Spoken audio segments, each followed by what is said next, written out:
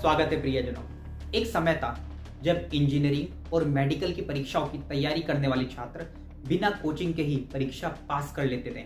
लेकिन समय के साथ साथ अब ऐसा हो गया है मानो इन परीक्षाओं के सिलेबस में ऐसा लिखा हुआ है कि अगर आपको इस परीक्षा को पास करना है तो आपको कोचिंग लेना जरूरी है।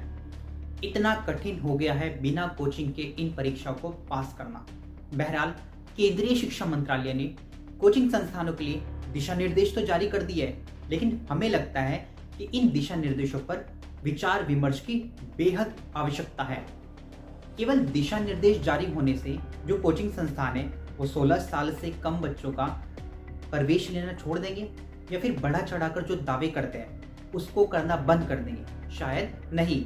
और जो स्टूडेंट जो 16 साल से कम आयु का है वो स्वयं ही कोचिंग लेना चाहे तो इसका समाधान क्या होगा? और मान लीजिए वो ऑफलाइन कोचिंग ना भी ले पर वो ऑनलाइन कोचिंग तो ले ही सकता है। आज तमाम छात्र हाई स्कूल पास करते ही कोचिंग लेना स्टार्ट कर देते हैं क्योंकि उनका लक्ष्य इंजीनियर और डॉक्टर बनना होता है और इनमें से कुछ की आयु तो 16 साल से कम ही होती है।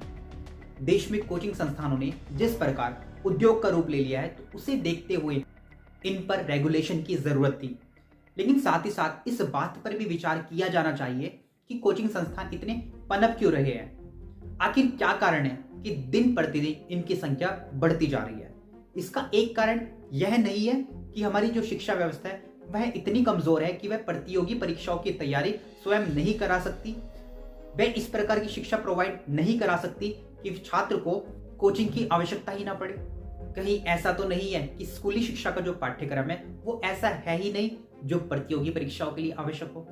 अगर आज कोचिंग संस्थानों की संख्या बढ़ती जा रही है तो इसका एक बड़ा कारण यह है कि हमारी शिक्षा व्यवस्था में बहुत बड़ी खामी है।